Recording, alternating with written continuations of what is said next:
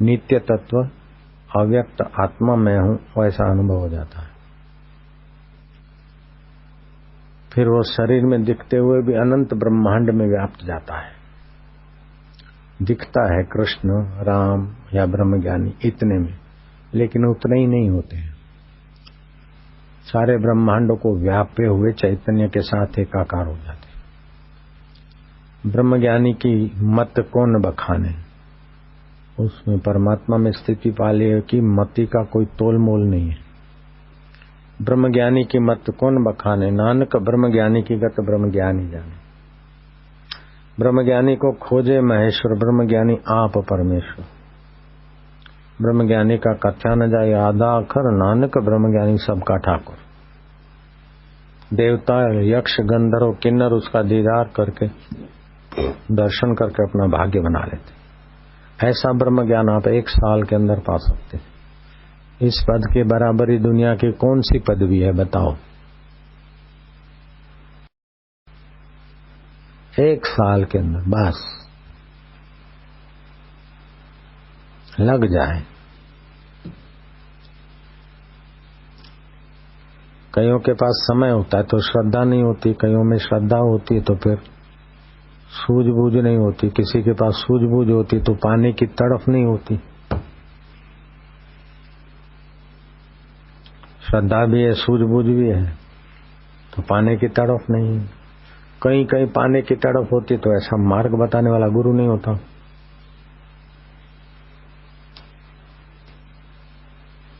एक साल पूरा बहुत हो गया, 8 महीने 6 महीने में भी हो सकता है काम। हमारा तो 40 दिन में हो गया। 1 साल का पूरा कोर्स हुआ ही नहीं, 40 दिन में काम बन मैक्सिमम 1 ईयर।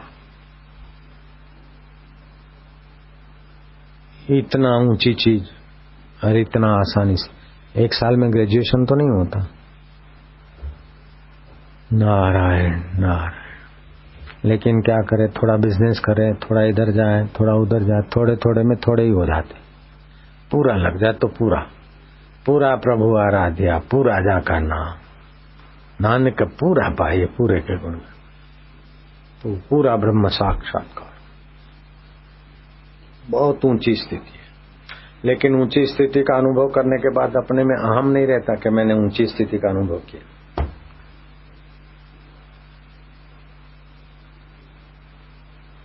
जो कट्टर दोषी होता है ना, उसको पता नहीं चलता मेरे में दोष है। भले ठीक है, मैंने क्या बुरा किया। दोषों से अलग होगा तब लगेगा ये दोष है।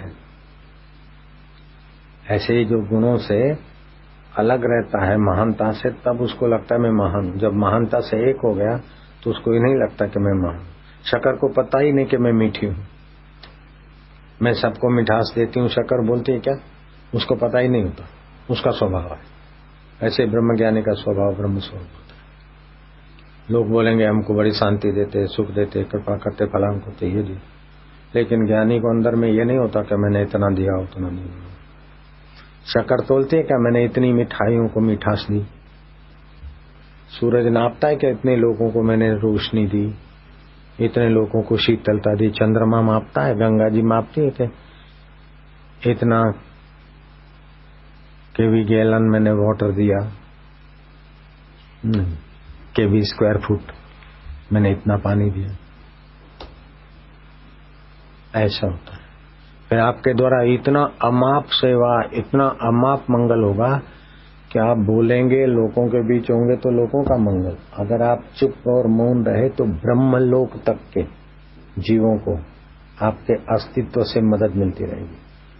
जैसे हिमालय के अस्तित्व से टेम्परेचर डाउन होता है, तापमान कम हो जाता है, ऐसे ही ब्रह्म ज्ञान में मस्त रहो तो वातावरण में अशांति डाउन हो जाएगी। जिन देशों में ब्रह्मज्ञानी है उन देशों में इतनी अशांति नहीं है जितनी ब्रह्मज्ञानी रहित देशों में है।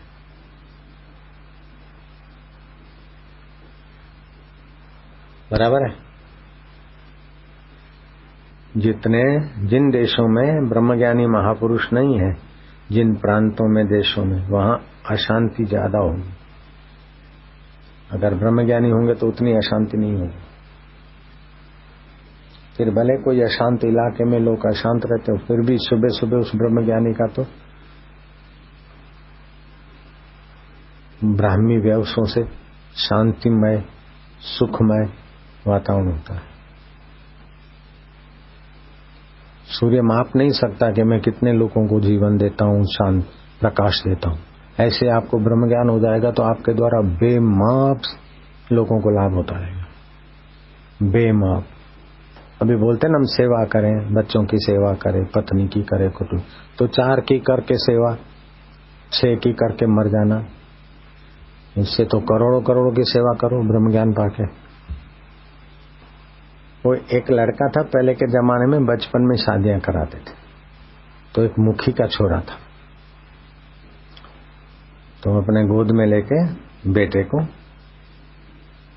और उसने बेटी गोद में ली। 5-6 साल के बच्चों की शादी हो जाती थी, तो इतने में बाहर डुगडुगी बजी, वो बंदर नचाने वाला आ गया। तो जो दुल्हा था ना बच्चा, वो उठ के भागा। बेटा बोले ठहर ठहर बेटा, बाप ने बोला बेटा ठहर, अभी शादी बाकी है, फेरा फिर ले बेटा। बोले पापा तुम फिर लेना, मैं तो जाता हूँ, मैं तो बंदर देखने जाता हूँ। હું माकड़ा जो आज उसको गया, अरे बेटा तेरे फेरे फिरने बाकी है कि? बोले पापा तुम फिर लेना, मैं तो बंदरियां देखने जा रहा हूँ। बाप ने बोला बेटा अभी थोड़ा ब्राह्मण को विधि करने दे। और डुगडुगी बजी और छोरा भागने लगा। बेटा तू दूल्हा है, बैठ बैठ, थोड़ा अभी फेरे फिर ले दुल्हन के साथ। पापा तुम फिर लेना, मैं तो बंदरियां देखने जाता हूँ। ऐसे ही है, संसार के फेरे फिरते तो बंधन में आते हैं, लेकिन भगवत फेरे फिरते तो बंधन से मुक्त हुए। बोले बापूजी आप ही कर लेना।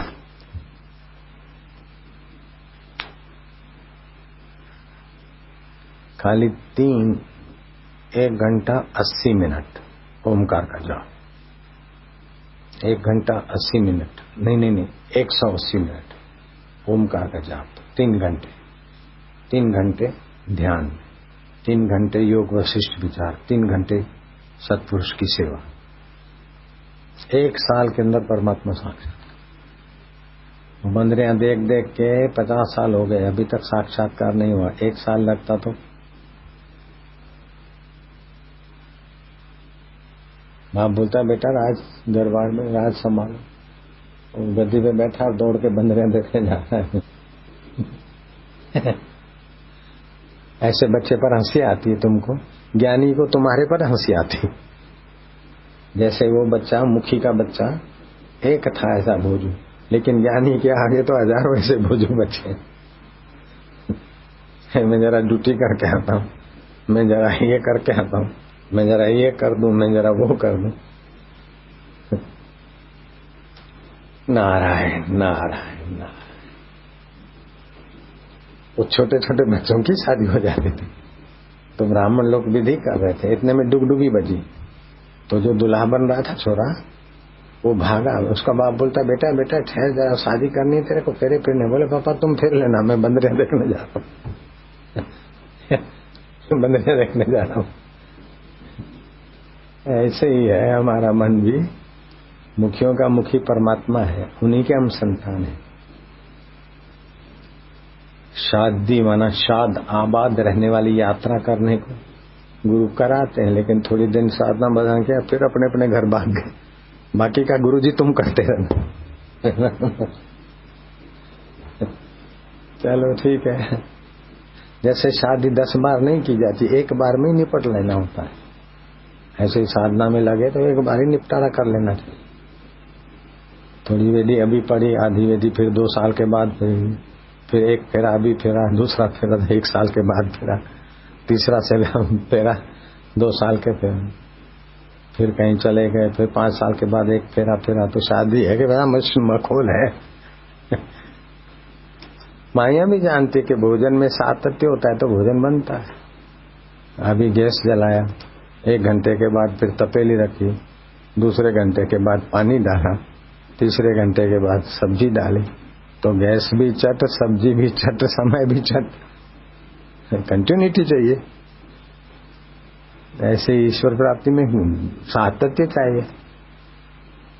ऐसा कभी होता है कि गैस जला दिया, फिर 1 घंटे के बाद तपेली रखो, फिर 1 घंटे के बाद तपेली में पानी डालो, फिर 1 घंटे के बाद तपेली में सब्जियां डालो, फिर 1 घंटे के बाद मसाला डालो, फिर 1 घंटे के बाद घी डालो, तो सब्जी हाथ में आएगी कि दूसरा कुछ हाथ में आएगी?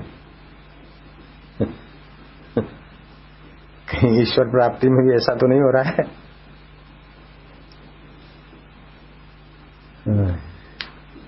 राम तीर्थ बोलते थे, मैंने क्या वो अंधा भी नहीं करे, घर में खो बैठा था विश्वधनी, मैं करूँ तो वो आंधळोपन नहीं करे हो, घर में खोई बैठा तो घरधानी।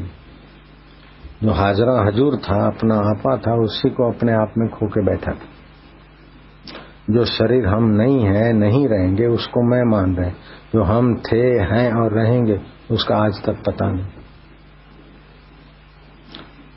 नारायण नारायण। ओम शांति शांति। आप बोलते रहो, हम तो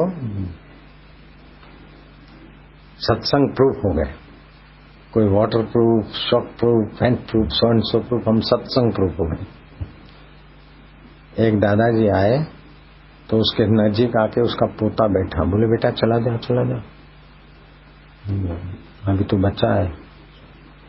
तो महाराज ने कहा सत्संग सुनने दो। बोले महाराज इसको रंग लग जाएगा तो फिर? बोले लग जाए तो अच्छा है, तुमको तो नहीं लगा।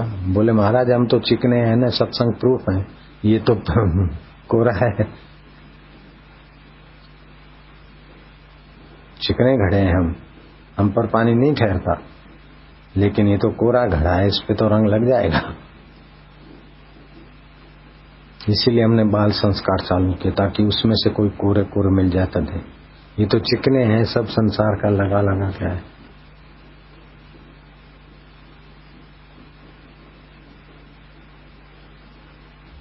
कई कोटेशन चढ़े, शुगर कोटेड गोलियां होती ना, यहाँ संसार कोटेड व्यक्ति हो गए। संसार कोटेड, शुगर कोटेड को गोलियां होती है, ऐसे ही हम लोगों का हृदय बुद्धि संसार कोटेड हो गया, दूसरी चीज ऊपर ऊपर से आके चली जाती।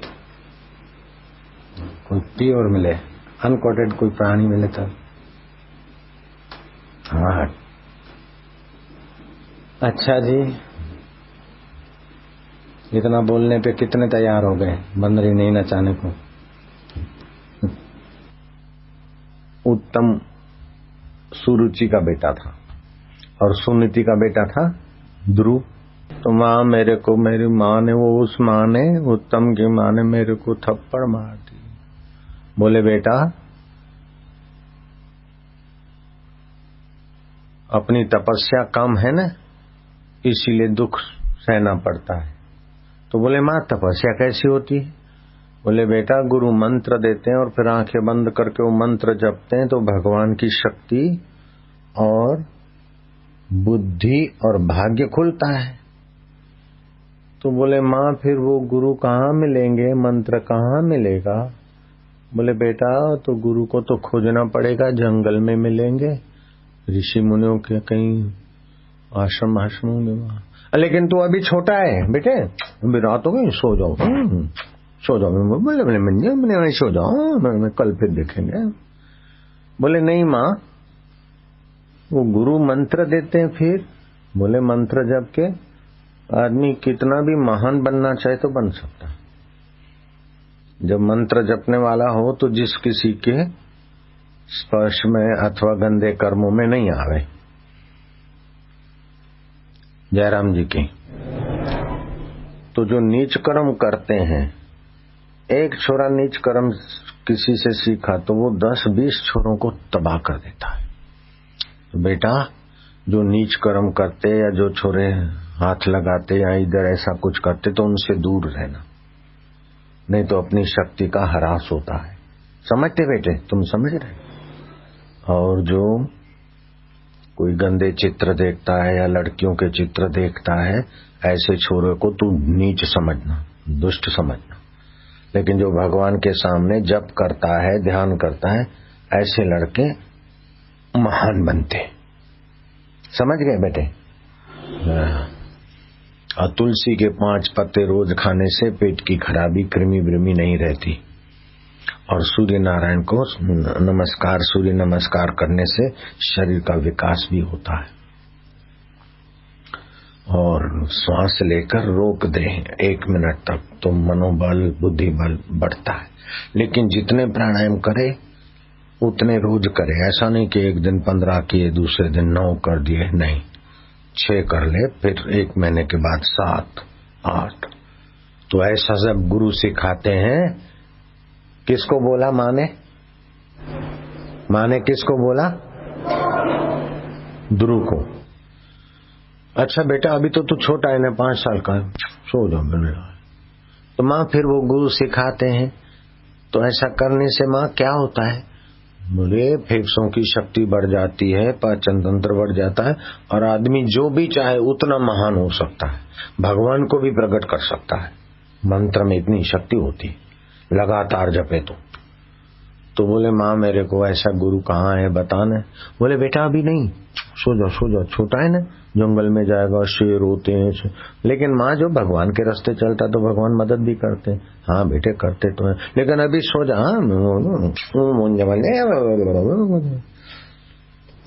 लेकिन ध्रुव के माँ बोले मेरे को नींद आती है। माँ ध्रुव के सिर पर हाथ घुमाने लगी ऐसे। माँ प्यार करती है ना, तुमको तो पता होगा। माँ हाथ घुमाती है ना सिर पे, अच्छा भी लगता है। लेकिन ध्रुव को नींद नहीं आई, वो नींद कराने वाली खुद सो गई माँ। और ध्रुव धीरे से पलंग से उतरा, खाट से। अंधेरी रात है, हे भगवान रात अंधेरी हो लेकिन मैं तेरी भक्ति के लिए रास्ता तू ही दे। ध्रुव धीरे धीरे घर में से भाग निकला। दिशाओं का पता नहीं था, लेकिन सच्चे हृदय से बच्चे प्रार्थना करते ना तो अंदर में तो भगवान बैठे कि नहीं बैठे।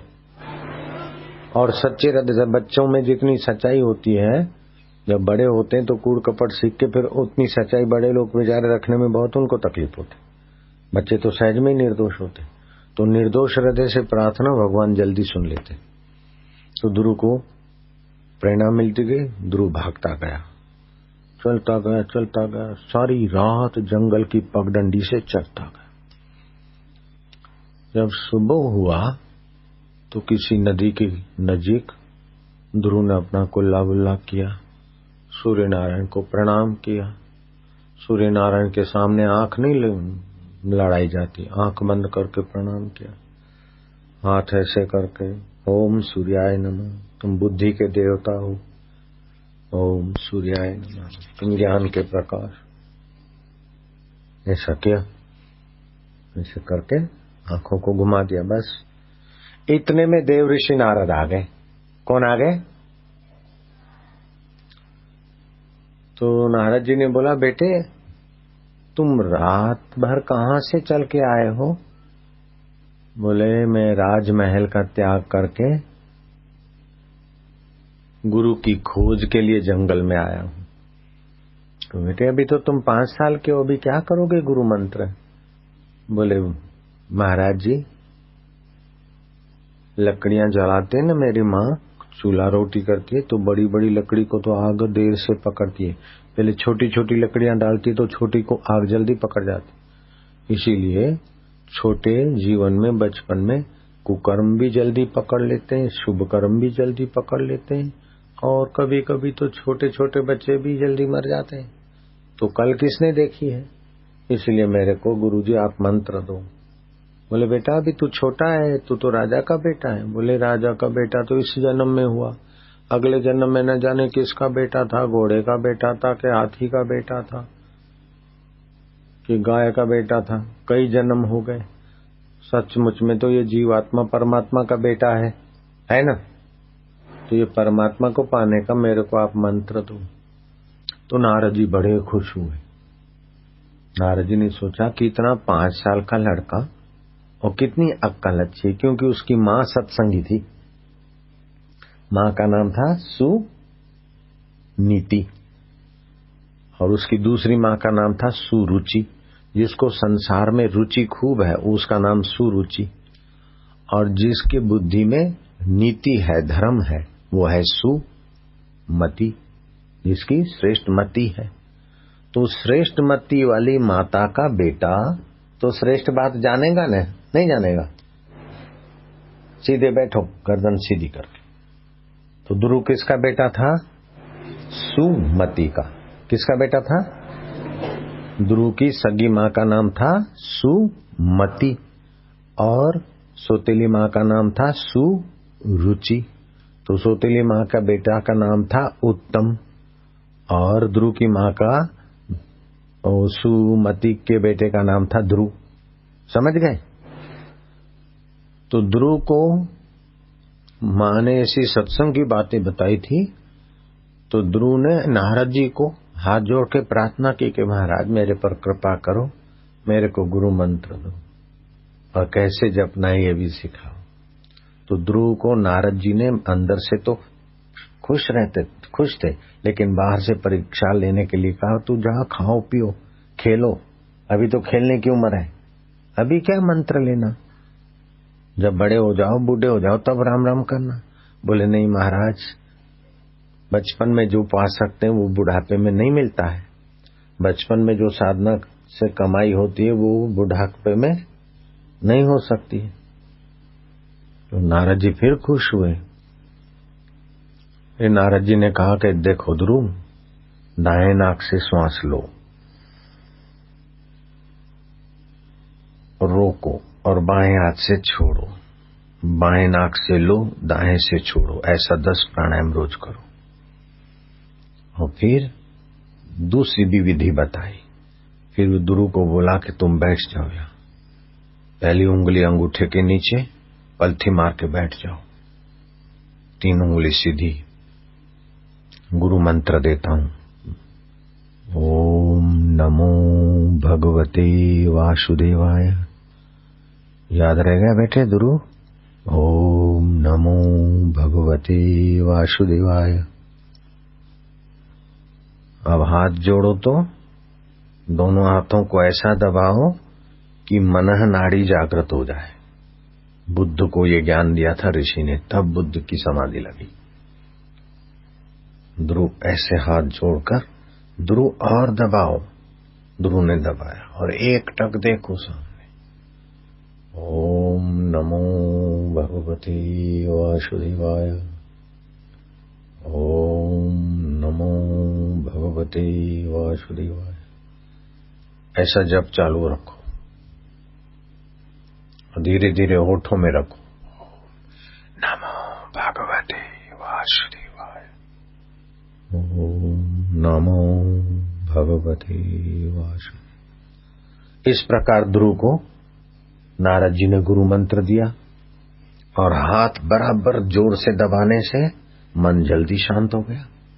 इधर बराबर ही रखे और फिर हाथ की जो ऊपर की उंगलियां हैं उसके ऊपर नजर जमा दिया। ओम नमो भगवते वासुदेवाय। इधर उधर नहीं देखना ध्रुव, एक जगह पर देख तो मन जल्दी शांत होगा। या तो भगवान की मूर्ति के सामने या तो हाथ की ऊपर की उंगली, बड़ी उंगली के तरफ। ओम नमो भगवते वासुदेवाय, वासुदेवाय, आनंद देवाय, शांति देवाय, शक्ति देवाय। तू शक्ति देने वाला, शांति देने वाला, ज्ञान देने वाला भगवान वासुदेव सबके अंदर बस रहा है, मेरे हृदय में भी है। ओम ओम तेरा पवित्र नाम है, नमो मैं उसको नमन करता हूँ। भगवते तू भगवान कृष्ण राम शिव सब बन जाता है। वासुदेवाय अभी भी सब में बस रहा है। ओम नमो भगवते वासुदेवाय, ओम नमो भगवते वासुदेवाय। ध्रुव ऐसा करने लगा। तो ऐसा जब करते करते ध्रुव के खून में जो रक्त के कण थे वे पवित्र होने लगे, ध्रुव की नस नाड़ियां शुद्ध होने लगी और धीरे धीरे ध्रुव की बुद्धि शुद्ध होने लगी। तो रोज करता तो ध्रुव का पावर बढ़ गया, शक्ति बढ़ गई, याद शक्ति बढ़ गई।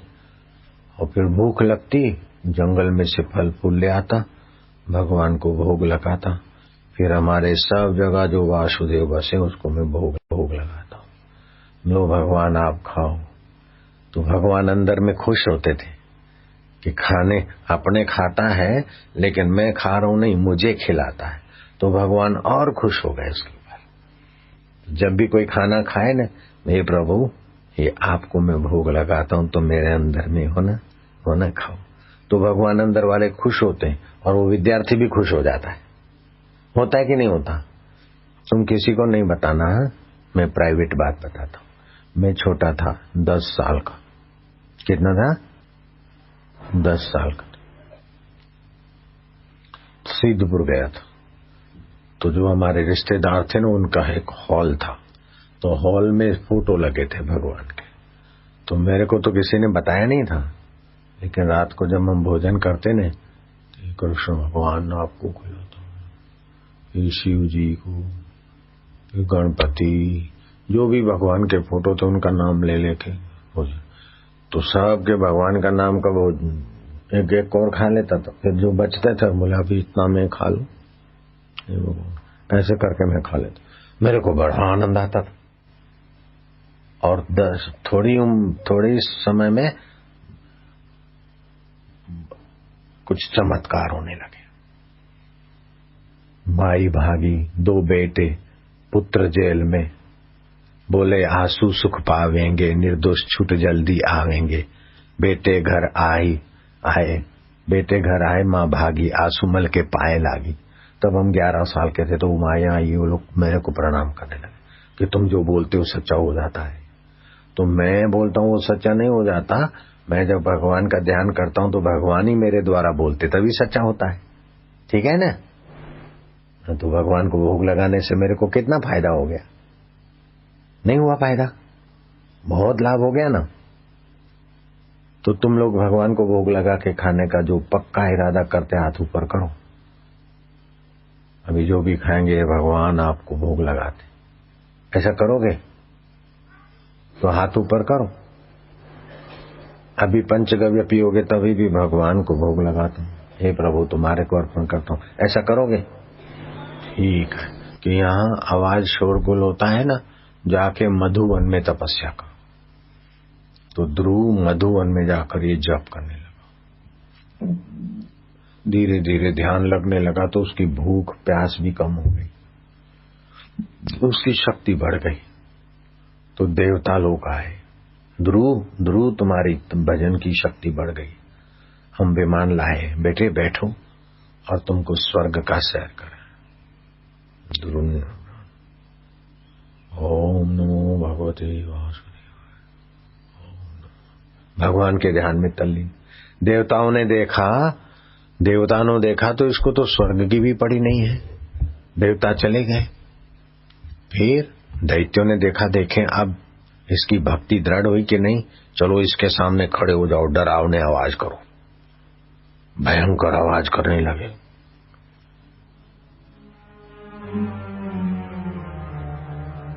दैत्य लोग भयंकर।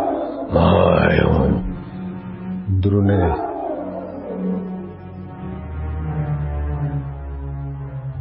नमो भगवते वासुदेवाय, ओम नमो भगवते वासुदेवाय आवाज होते रहे और उसका मंत्र चालू।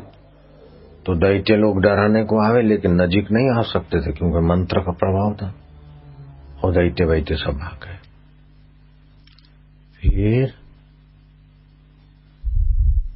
फिर रिद्धियां सिद्धियां आई, गंधर्व आए, नाच करने लगे। जय जय हो ध्रुव महाराज, तुम्हारी जय जय हो, तुम्हारी तपस्या सफल है, हमको आशीर्वाद दो। ध्रुव बसो से ओम नमो भगवते वासुदेवाय, मैं नमन करता हूं उस भगवान को जो सब में बसे। तो ध्रुव पर कोई भी प्रलोभन अथवा डर असर नहीं किया। ऐसे करते करते 6 महीने बीत गए। कितने महीने बीत गए? तो ध्रुव का प्राणायाम बढ़ता गया। फिर तो ध्रुव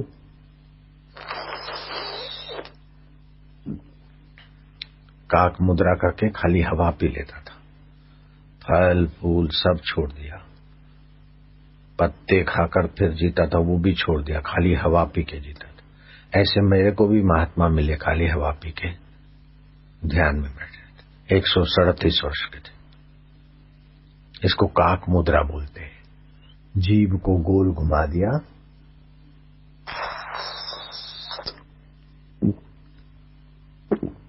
घूंट भर के वायु पिया, तो कितना भी पित्त की तकलीफ हो, मासिक स्राव हो, नकोड़ी फूटती हो, कोई भी शरीर में गर्मी का रोग हो, 5 बार ये काक मुद्रा से वायु पिए, ठीक हो जाएगा थोड़े दिन में। आंखें जलती हो, पैर के तलवे जलते हो, फूंसी हो, फोड़े हो, ये सब ठीक हो जाता है। लेकिन शुद्ध हवा में करना चाहिए, पोल्यूटेड एरिया में नहीं। तो 5 करे, फिर 6 करे, ऐसे 10 कर ले, पेट की खराबियां गायब हो जाएगी वायु भक्षण से और स्फूर्ति रहेगी। तो ध्रुव को ये सब सिखा दिया। तो ध्रुव वायु पी के रहता था। तो वायु पी के रहा तो ध्रुव की ऐसी तपस्या हो गई कि त्रिलोक में कंपन हो गया, अव्यवस्था हो गई। एक बच्चा इतना तप करे तो देवता लोग भगवान के पास गए कि ध्रुव ने ऐसा तप किया है कि उसकी तपस्या से त्रिलोकी में तपन हो रही है, आप जल्दी जाओ प्रभु और ध्रुव को वरदान देकर उसको तपस्या बंद कराने की कृपा करो। भगवान ने कहा ध्रुव सभी का भला चाहता है, ध्रुव के मन में किसी के लिए नफरत नहीं है। जो नफरत करता है उसी से दूसरे लोग नफरत करते हैं। मैं जाता हूं।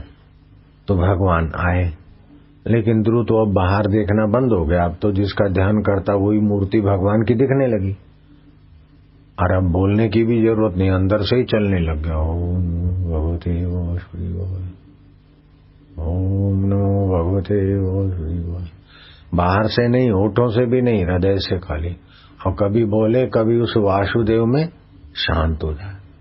भगवान ने देखा कि मैं आके खड़ा हूं तभी भी ध्रुव आंख नहीं खोलता, तो भगवान ने योग शक्ति से ध्रुव के चित्त में जो ध्यान था वो खींच लिया, तो ध्रुव की आंखें खुली। देखा तो भगवान साकार खड़े। ध्रुव ने प्रणाम किया। अब ध्रुव सोचता कि भगवान है, मैं तो कुछ पढ़ा नहीं हूं, अभी 5 साल की उम्र में कोई वैदिक श्लोक लोग तो नहीं आते थे, लेकिन मन में प्रार्थना हुई कि अब मैं कैसे। तो भगवान समझ गए कि ध्रुव मेरी प्रार्थना करना चाहता है। तो भगवान ने शंख, भगवान के शंख का नाम था पांचजन्य। तो भगवान ने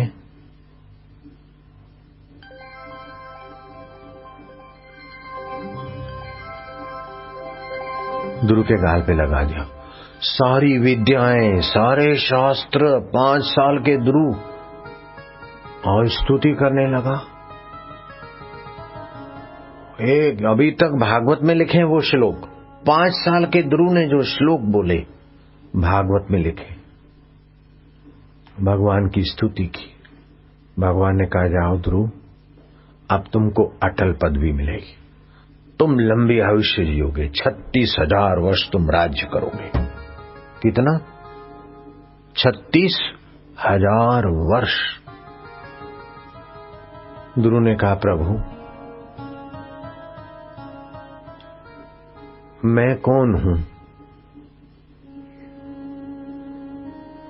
ये 36,000 वर्ष का राज्य करने के बाद भी तो मैं मरूंगा। भगवान ने कहा बेटा तू नहीं मरेगा, शरीर मरेगा। तो प्रभु मैं कौन हूं? बोले तू अमर आत्मा है। तो प्रभु उसका दर्शन अनुभव कैसे हो? बोले ध्रुव जाओ, मेरा आशीर्वाद है, तुमको संत मिलेंगे, तुमको संत मिलेंगे, आत्म साक्षात्कार। ध्रुव भगवान को प्रणाम करके जब राज्य में लौटा तो उसके बाप उत्तानपाद ने ध्रुव को गले से लगाया। बेटा जो हम नहीं कर सके वो तू कर, जो हमने नहीं पाया वो तूने पाके दिखाया। सच कहा गया कि बचपन में हृदय कोमल होता है, उसमें कुसंग आया तो वो बच्चे कुकर्मी हो जाते हैं, और सुसंग आया तो सुकर्मी हो जाए, और सत्संग आया तो वो बच्चे महान आत्मा हो जाते और अपनी 21 पीढ़ियां तार लेते हैं। बेटे साधो साधो साधो। ध्रुव थोड़ा बड़ा हुआ, उत्तानपाद राज्य देकर जंगल में चला गया। ध्रुव राज्य करने लगे, लेकिन रोज सुबह उठते ओम नमो भगवते वासुदेवाय। सारा जगत उस ओम स्वरूप भगवान वासुदेव से ओतप्रोत है।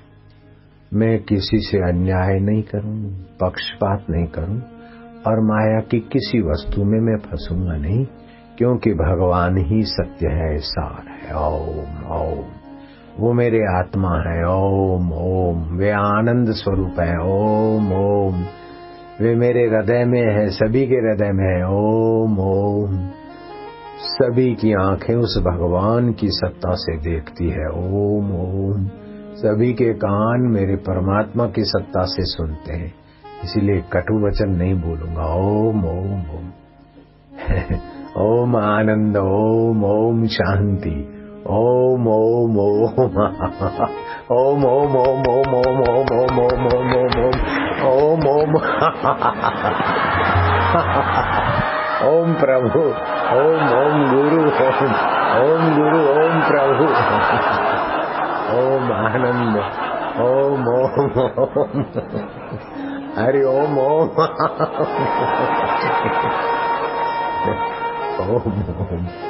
ओम ओम ओम आनंद। ओम ओम ओम ओम ओम आनंद। ओम आनंद। ओम ओम शांति। ओम परमात्मा का सुख। प्रभु मैं तुम्हारा, तुम मेरे हो ना। ऐसा खुश होकर भगवान के ध्यान का रस पान करके ध्रुव राज्य करते थे। तो ध्रुव के मंत्री भी अच्छे हो गए, ध्रुव का दर्शन करने वालों की बुद्धि भी अच्छी होने लगी, और महाराज ऐसा ऐसा सुंदर राज्य चला ध्रुव का। लेकिन ध्रुव अपने खास मंत्री जो थे न, अच्छे कमर सीधी, हाँ, जो झुक के बैठते न वो महान आत्मा नहीं बनते जल्दी। ऐसे सीधे बैठे तो शक्ति ऊपर को आए। तुम जांच करना, कोई संत महात्मा मिले राज्य में तो मुझे खबर करना। तो एक दिन नारद, वामदेव, संत कौन थे महाराज? वामदेव और दत्तात्रेय। दत्तात्रेय भगवान का नाम सुना है? तो वो दत्तात्रेय महाराज और वामदेव घूमते घामते ध्रुव के राज्य में पहुंचे। तो मंत्रियों ने जाकर कहा कि एक महापुरुष दो आए। तो ध्रुव ने पूजा की थालियां ली, फल फ्रूट आदि लिया, रथ में बैठ के जहां महापुरुष जंगल में आए थे, रथ दूर रखा, जूता उतारा, कुल्ला किया, और वो पूजा की थाली अपने हाथों से लेकर नजीक से महापुरुषों को देखा। लेकिन वो महापुरुषों को कोई ऐसा चिन्ह नहीं था कि ये सन्यासी हैं, कि त्यागी हैं, कि वैरागी हैं, कौन से पंथ के हैं। तो ध्रुव ने पूछा कि महापुरुषों, हम आपकी पूजा करना चाहते हैं, लेकिन आप कौन से संप्रदाय के हो? जैसे नाथ संप्रदाय के होते हैं तो अलख निरंजन करके पूजा होती है। कबीर संप्रदाय वालों को साध साहेब बोलते हैं। वैष्णव संप्रदाय के लिए जय सिया राम दंडवत बोलते हैं। और सन्यासी हैं तो ओम नमो नारायण बोलते हैं। तो महाराज आप कौन से संप्रदाय? तो दत्तात्रेय और वामदेव हंसे, बोले हमने तो समझा था कि ध्रुव को भगवान का दर्शन हो गया है, तो ध्रुव बड़ा ज्ञानी है, लेकिन अभी भी ध्रुव माया में पड़ा है। ये संप्रदाय तो शरीर के होते हैं और ये पंथ तो व्यवहार में होते हैं। भगवान के रास्ते वाले के लिए सभी भगवान में और सब भगवान में, सभी के हृदय में भगवान और सब भगवान के अंदर। ध्रुव अभी माया में पड़ा है। ध्रुव समझ गए कि तो साक्षात्कारी महापुरुष है, इनको अपने अपने संप्रदाय और पंथ का कोई आग्रह नहीं है, सब तुम्हारे, तुम सभी के फासले दिल से हटा। ध्रुव ने बहुत आदर से उनका पूजन किया। फिर ध्रुव ने कहा कि मुझे भगवान विष्णु के दर्शन हुए थे, और भगवान ने मेरे को 36,000 वर्ष तक राज्य करने का वरदान दिया है। लेकिन मैंने कहा राज्य के बाद भी तो मरना पड़ेगा, तो मैं कौन हूँ और राज्य किसका है और आप कौन हो? तो भगवान ने मेरे को वरदान दिया कि तुम्हें संत मिलेंगे। अब मैं तुम्हारी शरण हूँ।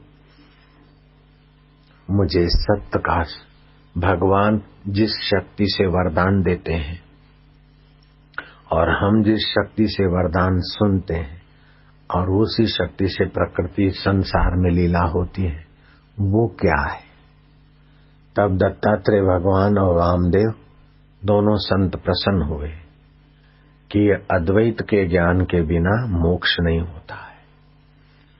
तो जो भगवान नारायण का आत्मा है, ध्रुव तुम्हारा वही आत्मा है, लेकिन भगवान नारायण का आत्मा माया को वश करके संसार की लीला करता है और जीव का आत्मा अविद्या के वश होकर प्रकृति के जीता है तो दोनों में एक ही आत्मा परमात्मा। जैसे कांच की केबिन में जो आकाश है, वही आकाश घड़े में है, लेकिन घड़े का आकाश घड़े के अंदर ही है, बाहर ओतप्रोत उसका इतना प्रभाव नहीं पड़ता। मान लो एक घड़े में आकाश है और घड़े को 5 सुराख किए हुए हैं, तो एक सुराख पर मिठाई रख दो, घड़े में दिया रख दो, एक सुराख पर मिठाई, दूसरे पर फल, तीसरे पर सुगंधित फूल, चौथे पर कोई दिव्य औषधि और पांचवें सुराख पर नारियल रख दो, तो दिए का प्रकाश पांचों को प्रकाशित करेगा। ऐसे ही आत्मदेव नाक के द्वारा सुगंध का प्रकाश करती है, आंख के द्वारा रूप का प्रकाश करती है, कान के द्वारा आवाज सुनता है, नहीं सुनते हैं, और त्वचा के द्वारा स्पर्श का मिलता है, जीभ के द्वारा स्वाद आता है। तो यही आत्मा की चेतना है ना। तो इसमें ज्ञान स्वरूप है, भगवान भी ज्ञान स्वरूप है, जीवात्मा भी ज्ञान स्वरूप है। भगवान भी चेतन है और जीव भी चेतन है। भगवान आनंद स्वरूप है, जीवात्मा भी आनंद स्वरूप है। इसीलिए तो जीवात्मा को खुशी होती है ना कभी कभी, लेकिन जीवात्मा अपने को जानता नहीं है और परमात्मा अपने को जानते हैं। तो अभी तो अपने को जाना कर मैं कौन हूँ, ये आत्मा और परमात्मा एक है। तो इस प्रकार का ज्ञान देकर महापुरुषों ने उनको बोला कि इसका सुन लिया, अब इसी बात का मनन करो और इसी में समाधिस्थ हो जाओ, तो जो भगवान का आत्मा है वही तुम्हारा आत्मा रूप में तुमको अनुभव होगा। ध्रुव को दिव्य ब्रह्म ज्ञान मिला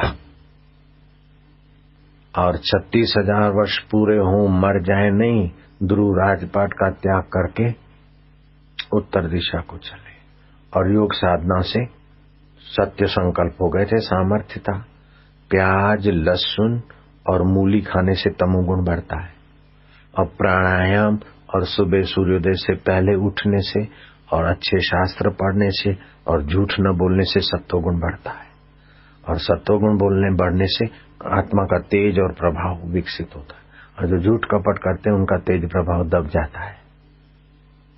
सत्य समान तप नहीं, झूठ समान नहीं पाप, जिसके हृदय सत्य है उसके हृदय आप। तो ध्रुव ने संकल्प किया और ऐसे ध्रुव पहुंच गए कि महाराज सप्तऋषियों के बीच ध्रुव का स्थान है। आज भी कोई बोलते मेरा ध्रुव संकल्प है, ध्रुव ने जैसे निर्णय किया सही मेरा संकल्प। अभी भी कोई ध्रुव का लोक है, अभी तो तारा जैसा लगता है लेकिन वहां उसका अपना लोक है, ध्रुव लोक। सप्तऋषियों के बीच अभी भी ध्रुव दिखता है ना। ध्रुव तारा देखा तुमने? वही 5 साल का बेटा ध्रुव और तपस्या करके राजपाट बोल के ध्रुव लोक बना है। वहां उसकी अपनी महिमा है। तो बोलो 5 साल का लड़का सप्तऋषियों के बीच भगवान नारायण से बातचीत कर सकता है, दत्तात्रेय आदि महापुरुषों से बातचीत करके अपना परमात्मा का साक्षात्कार कर लिया। तो तुम नहीं कर सकते क्या? मेरे गुरुजी ने कर लिया, विवेकानंद ने कर लिया, कबीर ने कर लिया, मीराबाई ने कर लिया, नामदेव ने क्या, रामी रामदास 8 साल का, उसको हनुमान जी का दर्शन हो गया। तो क्या तुम चाहो तो रोज एक 2-5 मिनट भगवान के सामने, गुरु के सामने एक टक बैठ के नहीं देख सकते? तो उससे तो याद शक्ति भी बढ़ेगी और फिर जब करेंगे तो रक्त के कण भी बढ़िया होंगे। तो तुम महान बन सकते हो कि नहीं बन सकते? लेकिन जो गंदे छोरे हैं या गंदी आदत वाले हैं, उनकी बातों में आने से महान बन सकता है क्या कोई? जो झुक के बैठे हैं ऐसे, वो महान नहीं बन सकते।